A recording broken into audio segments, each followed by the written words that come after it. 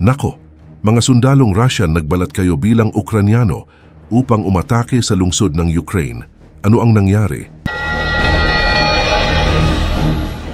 At Trump nangakong tatapusin ang giyera sa pagitan ng Russia at Ukraine at magbigay kapayapaan sa West Asia.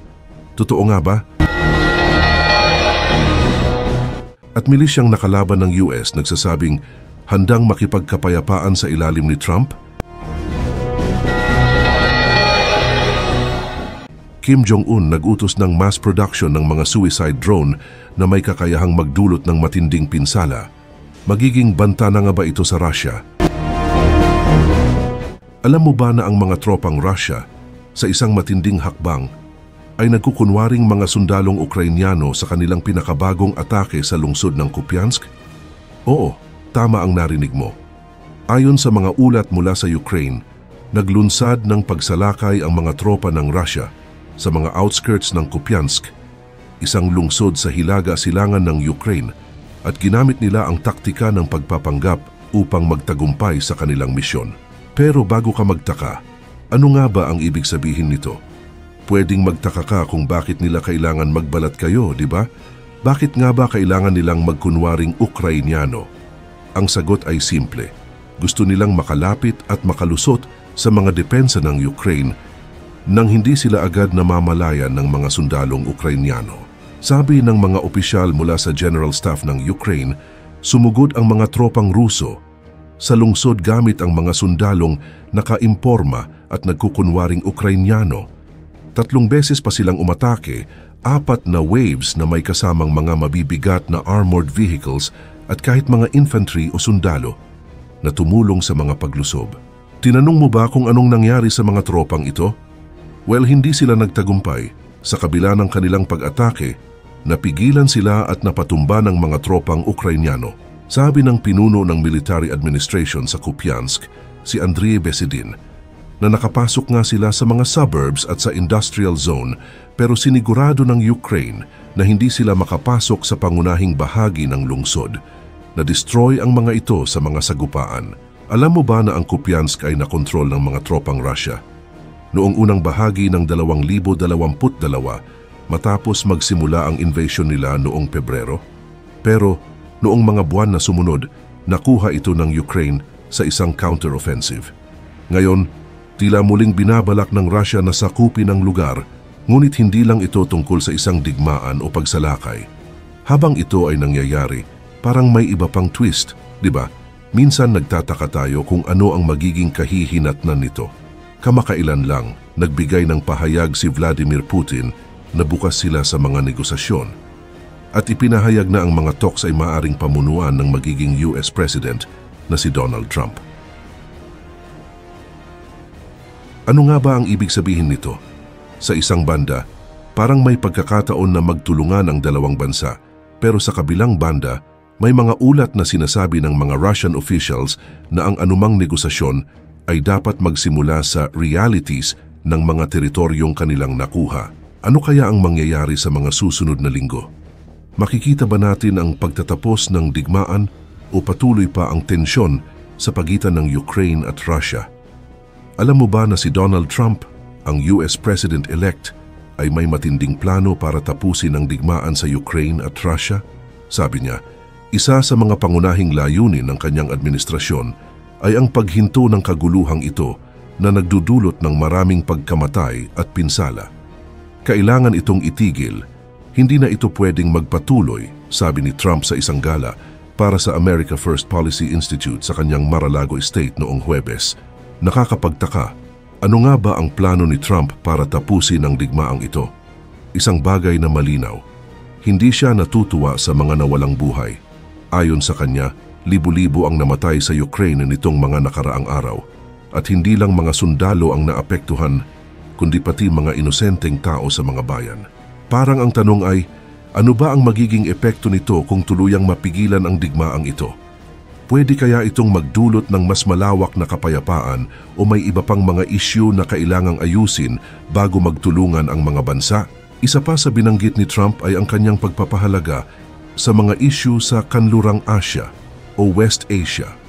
Ayon sa kanya, hindi lang ang Ukraine-Russia war ang dapat tutukan, kundi pati ang mga tensyon sa rehiyon ng Middle East. Pero ano ba talaga ang layunin ni Trump dito?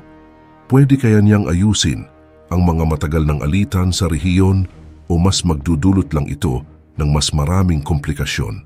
Sa mga nakaraang taon, madalas magpahayag si Trump ng mas positibong pananaw tungkol kay Vladimir Putin, ang Pangulo ng Russia.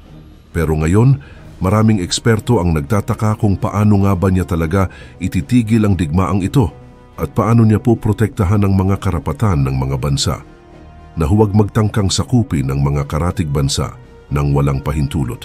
Si Lisa Curtis, dating deputy assistant to Trump, ay nagsabi na kailangan tapusin ang digmaang ito sa paraang hindi magbibigay ng pagkakataon sa ibang bansa, lalo na ang mga kaaway ng US, na gumawa ng parehong kalokohan sa mga susunod na taon. Hindi ba't malaki ang epekto ng mga desisyon na ito?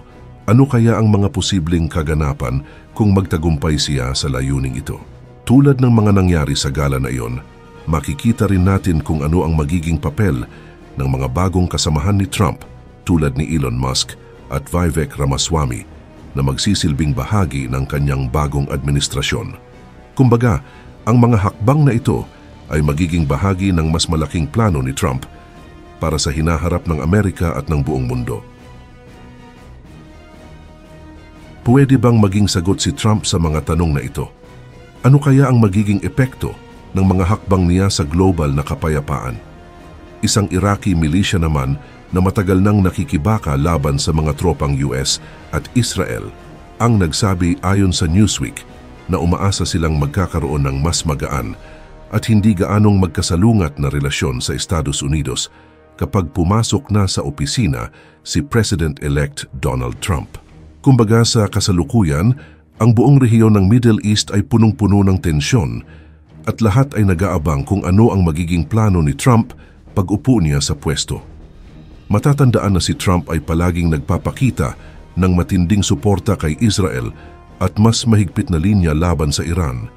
Pero sinabi rin niyang nais niyang tapusin ang mga digmaan sa ibang bansa, isang pagbatikos sa mga patakarang panlabas ni President Joe Biden. Pero ano kaya ang ibig sabihin nito sa mga grupo tulad ng Failaq al-Wa'ad al-Sadiq, isang faction ng Islamic Resistance sa Iraq? Ayon kay Sheikh Mohammed al-Tamimi, ang Secretary General ng grupo, umaasa silang magkakaroon ng aksyon si Trump ukol sa pag-alis ng mga US troops sa Iraq. Nag-aantay kami na tiyakin niya ang usapin at magsimula ng proseso ng pag-withdraw ng mga puwersa, sabi ni Tamimi. Para sa kanila, mahalaga na matutunton kung ano ang ibig sabihin ng mga salita ni Trump at paano siya magkakumilos bilang Pangulo. Subalit hindi pa rin maiiwasan ang tanong na ito. Ano nga ba ang mangyayari kung hindi magkakasunduan sa withdrawal ng US troops? Kung hindi magtatagumpay ang mga plano, tiyak na maghahanap ng ibang paraan ang mga grupong ito upang mapilitang umalis ang mga sundalong ito na maaring sa pamamagitan ng diplomatikong paraan o kaya'y ng armadong paglaban. Matapos ang ilang taon ng mga laban at airstrikes sa Iraq, mukhang may mga bagong banta na muling lumitaw. Patuloy pa ring pinag-uusapan ang mga plano ukol sa pag-withdraw ng mga sundalo, ngunit wala pang eksaktong detalye kung gaano karaming sundalo ang aalis o mananatili. Nasa ilalim ng administrasyong Trump, noong unang termino ang isang malaking pagbaba ng pwersang militar sa Iraq. Ngunit tanong ngayon ng marami, paano kaya ang magiging hakbang ni Trump sa pagtugon sa mga patuloy na isyong ito? At ano ang ibig sabihin nito para sa kapayapaan sa rehiyon? Kamakailan lang, nag-utos si North Korean leader Kim Jong-un na magsimula ng malawakang produksyon ng mga drone ayon sa mga pahayag ng state media ng North Korea. Mukhang seryoso ang bansa sa pagpapalakas ng kanilang militar, lalo na sa mga teknolohiyang ginagamit sa digmaan. Pero bakit nga ba ito naging mahalaga ngayon? Masasabing may koneksyon ito sa nangyaring kasunduan at pagtutulungan ng North Korea at Russia, kung saan nakakuha ng pagkakataon ang North Korea na makita ng malapitan ang taktika ng Russia sa paggamit ng mga drone sa kanilang operasyon laban sa Ukraine. Ayon sa isang opisyal mula sa Ukraine, ang mga sundalong North Korean ay tinuturuan ng mga Russian forces kung paano gumamit ng mga drone. Kaya naman, hindi na nakapagtataka na nitong Huwebes, ipinakita ni Kim ang mga pagsubok ng iba't ibang uri ng drone, pati na ang mga uri na ginagamit sa mga atake na ipinakita sa mga larawan na inilabas ng North Korean media. Ipinakita rin ang ilang mga pagsubok sa mga uri ng drone na may cruciform style at mga sasakyan tulad ng BMW at armored vehicle na winasak sa mga pagsubok. Sa pahayag ni Kim, binigyang diin niya ang kahalagahan ng mabilisang pagbuo ng isang serial production system para sa mga drone at ng malawakang produksyon ng mga ito. Inamin din ni Kim na mura lamang ang paggawa ng mga drone at na may labanan ngayon sa buong mundo para lamang makapag-develop ng mga ganitong klase ng kagamitan. Ito ay isang malaking hakbang para sa North Korea, lalo na't ang mga pag-atake ng drone ang naging pangunahing bahagi ng digmaan sa Ukraine na ginagamit ng Russia at Iran. Ang mga ganitong klase ng drone ay ginagamit hindi lamang para atakehin ang mga kalaban kundi pati na rin ang mahahalagang infrastruktura. At habang tumitindi ang ugnayan ng North Korea at Russia, may mga seryosong alalahanin na baka magamit ang mga teknolohiyang ito laban sa mga kalapit na bansa tulad ng South Korea. Sa kabila ng lahat ng mga pangyayaring ito, makikita natin na patuloy ang pag-ikot ng mga tensyon sa pagitan ng mga bansa mula sa digmaan sa Ukraine hanggang sa mga bagong hakbang ng North Korea. Ang teknolohiya ng mga drone na ginagamit ngayon sa mga labanan, pati na rin ang posibleng pag-export ng mga teknolohiyang ito sa iba pang mga bansa, ay nagiging mas komplikado at mas mahirap kontrolin. Paano kaya ito makakaapekto sa seguridad at stability ng iba pang bansa?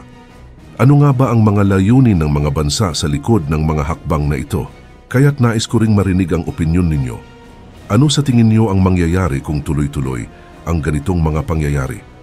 Sa tingin niyo ba'y magiging mas matatag ang mundo o lalo lamang itong magiging mas magulo? I-share ang inyong comments down below.